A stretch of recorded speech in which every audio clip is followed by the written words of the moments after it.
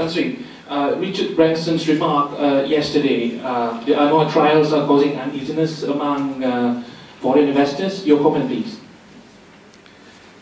Well, I think Mr. Branson must be quite genuine in his statement as a matter of interest for Malaysia, in the sense that he still sees Malaysia as a very good destination for investment.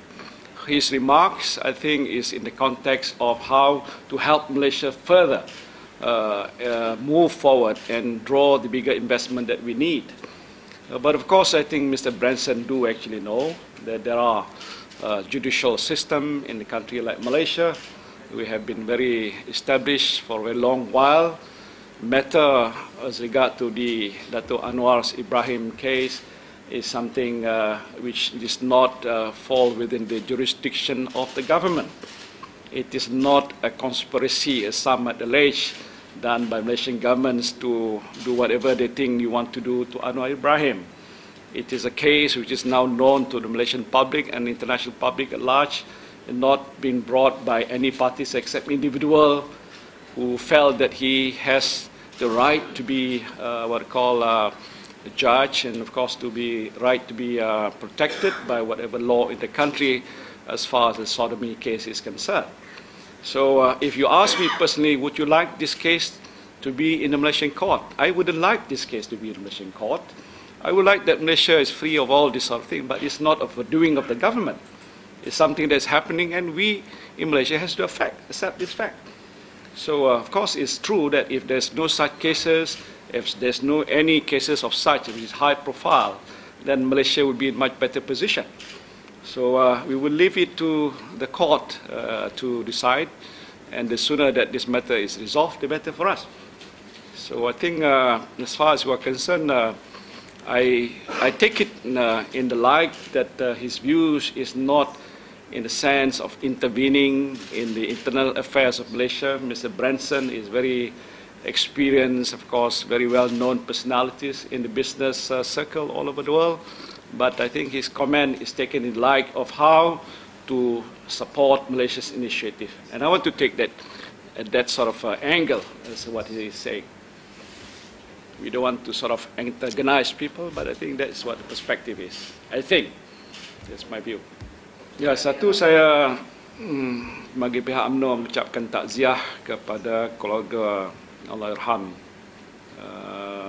bekas Yang Berhormat Galas, dan kita semua meraihkan rasa bertakziah dan duka cita, dan ingin memohon mudah-mudahan Allah mencucuri rahmat ke atas roh Allahyarham.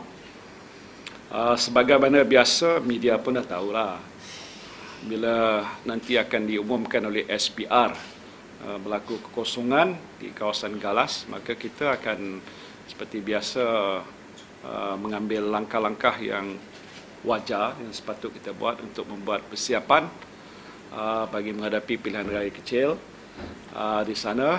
Malahan selepas kita dimaklumkan hal ini semalam, kita sudah mengambil perhatian, dan bagaimana biasa, insyaAllah kalau ada berlaku kekosongan dan ada pilihan raya kecil, kita akan meletakkan calon, dan calon yang kita akan letakkan akan datang daripada Goa Musang yang dipimpin oleh Yang Berhormat Mulia Tengku Razali, dan kita akan letakkan calon yang terbaik yang akan diputuskan oleh pihak pimpinan parti, dan kita percaya Yang Berhormat Mulia Tengku Razali akan dapat membantu selaku ketua bahagian, dan Datuk Mustafa selaku pengurusi perhubungan akan juga terlibat untuk memastikan kemenangan kita dalam pilihan raya. Ya, kita ada rekod dulu yang pernah kita menang dan pernah kita kalah. Jadi peluang kita adalah 50-50. Apapun bagaimana biasa, kita tidak akan mengambil mudah. We don't take things for granted. Dan perkara ini tentulah akan dihadapi dengan tentangan yang hebat daripada pihak PAS, tapi biasalah dalam mana sistem demokrasi, kita akan bertanding atas semangat demokrasi. Tok Sri Anwar buat pernyataan tu di Jakarta. Dia orang kata play to the gallery, konon nak mempengaruhi pemikiran rakyat Indonesia bahawa apa yang berlaku sekarang ini bukanlah perbuatan mereka-mereka yang kita tahu, tetapi ialah kerana kita di sini. Saya percaya media di Malaysia amat bertanggungjawab. Media Malaysia tidak menggembar-gemburkan hal seperti ini berbanding dengan apa yang digembar-gemburkan oleh pihak Indonesia.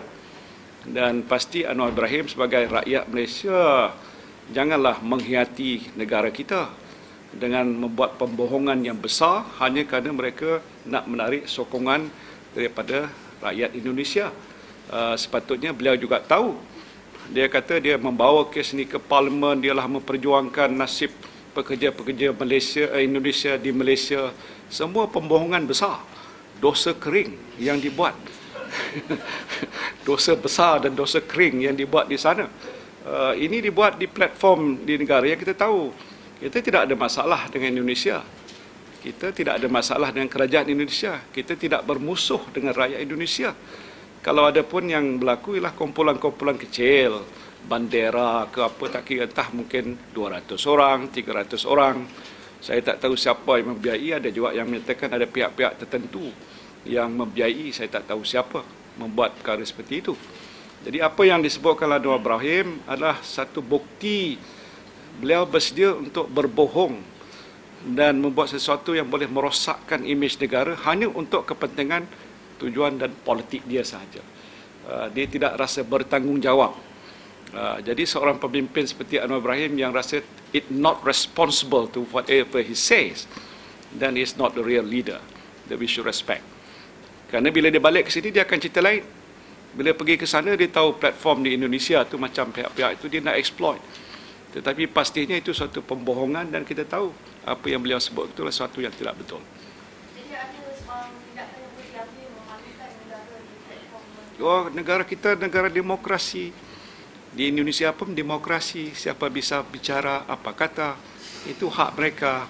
Tapi yang penting rakyat mesti menilai apa yang dikatakan Anwar Ibrahim tidak serupa apa yang dilakukan. Ini yang boleh merosakkan imej negara, merupakan satu sikap yang amat tidak bertanggungjawab. Kalau orang kata kita mengambil tindakan, lah, ini negara apa ni, diktator, tak bisa buat begitu Pak, saya bisa bicara di mana-mana saja. Sorry. Okay. I was not aware of that speech. I will have to check because I don't want to be what we say making a rash statement without actually reading the real text. I want to be very careful because I know there are medias around here who want to twist and turn for those who are not really actually quite straight. But let me check on that, whether it is true or not, and before I make my comment about it.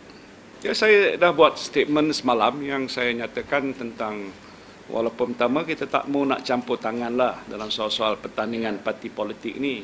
Nak kita highlightkan bagi dia satu stature yang paling hebat sedangkan benda itu perkara kecil saja.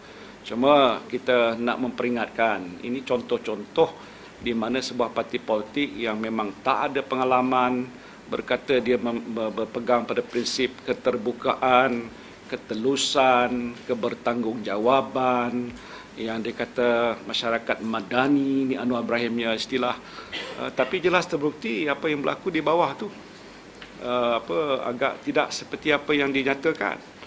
Jadi saya menyatakan semalam bahawa ini harus memberikan kita satu pengajaran tentang walaupun dia lantang bersuara tentang hak dan sebagainya, tetapi dalam soal demokrasi dan kebebasan, hak untuk bertanding, bila saya baca kenyataan daripada bakal-bakal calon yang disekat, saya baca statement besar daripada Zaid Ibrahim dalam utusan, nampak sangat ketara bahawa walaupun dia memperjuangkan prinsip-prinsip keadilan, dia parti yang tidak adil.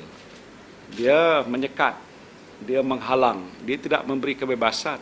Dia ada kuncu-kuncu, puak-puak 2-3 kepala aja nak mengawal.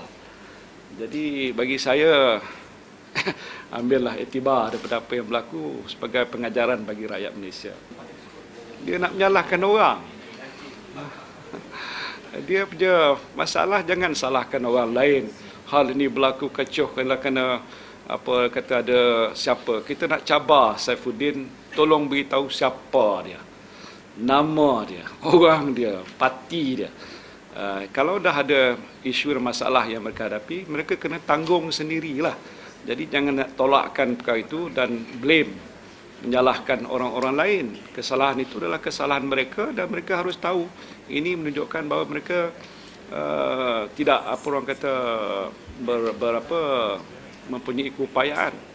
Jadi allegation yang baseless seperti ini tak harus kita layan.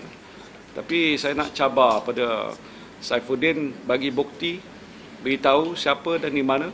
Kalau orang luar tu maksud mereka adalah kita ni, atau orang luar tu orang daripada luar negara, saya tak tahu siapa yang dimaksudkan.